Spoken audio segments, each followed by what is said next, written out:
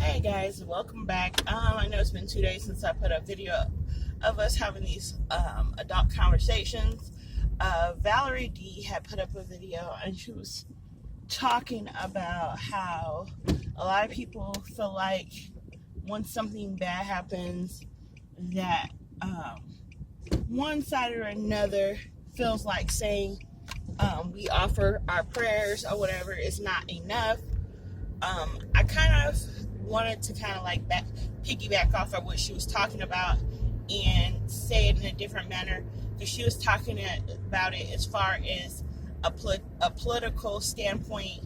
I'll be honest with you, I am not a Republican. I am a Democrat. I do not feel like some of her views are wholeheartedly coming from a bad place. She's actually a very sweet woman. However, we are just on different sides of the political stream, so I felt like it would be good for me to kind of give my standpoint on it or whatever. I'm glad that we are at a time in history where people can just kind of sometimes put their politics aside and just say that I'm praying for someone. I remember when with the job I have, we were told never to speak about politics or religion. That's like a taboo thing for a hairdresser. Like, those are the two things we are never supposed to talk about. However, with things the way they are currently, a lot of people, because we're kind of like bartenders, and I'll explain that a little bit better going into this conversation. We are the people who you talk to that are very neutral in your lives. We're kind of like a therapist. You can tell us anything, and we really don't know all the players, or we may know some of the players, and we are very good at just keeping our mouth shut and just listening to what you're saying, because everyone needs somebody to vent to. And she was just talking about how people were saying that the president shouldn't have gone to Ohio nor to Texas because he wasn't being welcomed by the people who were going through these tragedies. And I've watched the news and I've been quiet and just kind of listening, because I don't like to give out information when I'm misinformed, and so I want to know really what is going on when it comes to this, because I'm one of those people who tries to be informed completely before I open my mouth. So basically, President Trump went to the hospitals in these states, and they were saying he talked to the first responders and the policemen that responded to both of these tragedies. And whereas I think that is very good of him for doing that, I don't applaud all of the things he's doing, but I do applaud that because at least he did show up, even though he was pre-warned that he probably wouldn't be welcomed. I don't feel like he's really understanding the gravity sometimes of his words, and that because he is not really, people are not being honest with him. Like, they're telling him half the story, or they're not explaining to him really why people feel a certain type of way. I feel like a lot of times he's coming from a different standpoint, because he is always been rich. He's never had to struggle. He doesn't know what it's like to start from the bottom. He doesn't know that. Like, his dad helped him to get where he is in life, which is a blessing. Like, we can't fault him for being born into a family that could help provide for his future. That's what we're all supposed to do, is try to provide for our children and make their life a little bit easier. Each generation is supposed to provide for the upcoming generation. So that's that.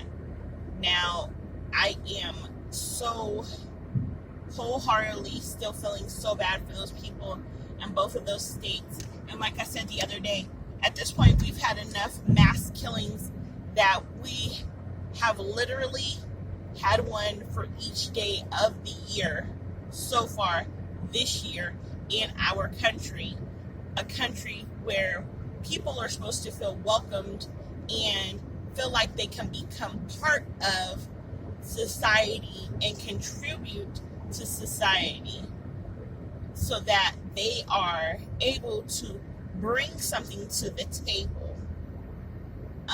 That is very important. Each person in a family, a city, a state, a country, a town, on a block is all supposed to do something to contribute to it. I know that when I was growing up, I knew all the neighbors on my block. And now, because of how things are, with me working so much, I don't know my neighbors like I did growing up. I knew the lady across the street and her 2 kids growing up, and I knew the people on this other side of us. One of the boys that lived on my block when I was a kid, his name was Jelani McCoy. He played basketball. He went to college for basketball. And then there were 2 kids that live across the street, and Jennifer and Joseph, and they dad was retired military, and they were Korean and African American, and there was a Hispanic family on the side of us, and they were the Sandovals. They were very, very sweet. They had a whole bunch of kids. They went to school with us. We all walked home into school together.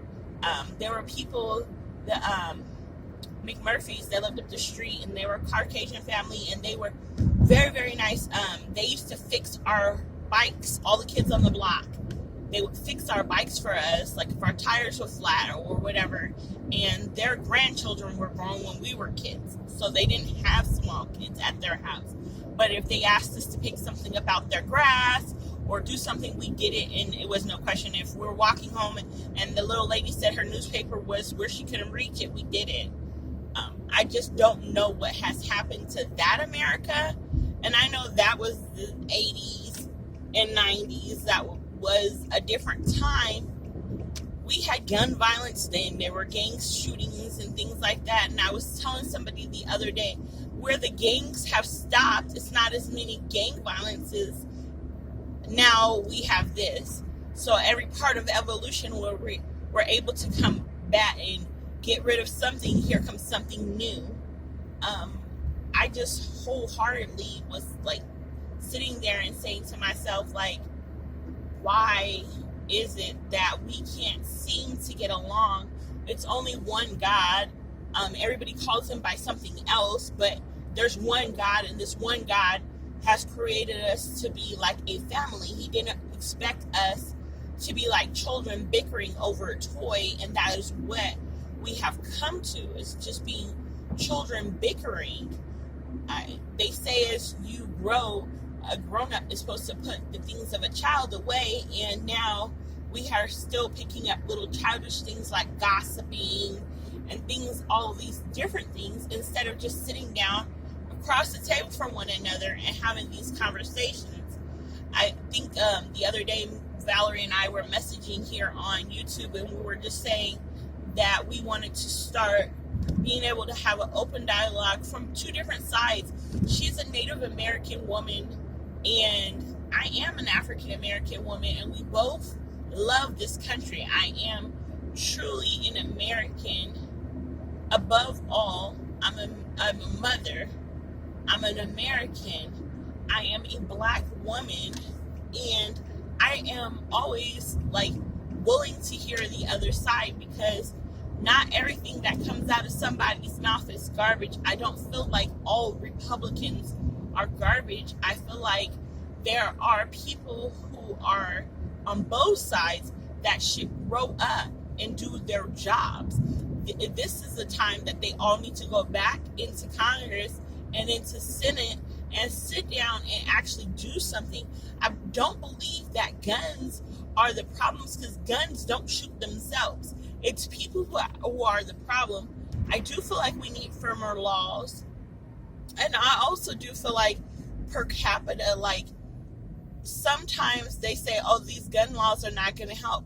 But if it stops one shooting, one mass shooting, there are 30 people right there and 30 families that are not in pain anymore. They're not going to feel that pain. They're not going to go through that. When my cousin was murdered, I was a teenager, and I was pregnant, and I remember thinking to myself, like, this kid has killed another kid. So now there's 2 families, two families, not just the mom and the dad, but whole families that are mourning in loss and in awe of what one person's hateful moment. It's a hateful moment that takes away from the rest of everyone else. My cousin didn't get to have kids. He didn't get to go to college. He got a degree sent to him by the college he was supposed to go to, but he didn't get to do all of those things. His goodbyes will never be said. One of my other cousins was at the same event that he was at. It could have been worse. I could have lost two cousins in the same day. And that same cousin now has experienced the loss of a child, and it's all to stupidity, just stupid stuff. I really wish as Americans that, sorry you guys, I'm looking for a tissue. I really wish that as Americans that we would start taking accountability for our actions and stop putting it off on parties and on people. People are not perfect. We are imperfect. From the moment Adam ate the apple, everybody can blame Eve for him doing it. But from that moment until now, we have been working on becoming more godly, not to be a god, but to be godly, to follow in the steps that he has set aside for us and to follow those. Here in America, you are allowed to have freedom of the speech. You're also allowed to carry an arm. It doesn't give you the right to go and kill anyone or just say hateful things. Please like, rate, and comment. And I haven't come up with a name for these videos. This is just my car ride to work and how I'm feeling. Thanks for carpooling with me, and I'll talk to you next time.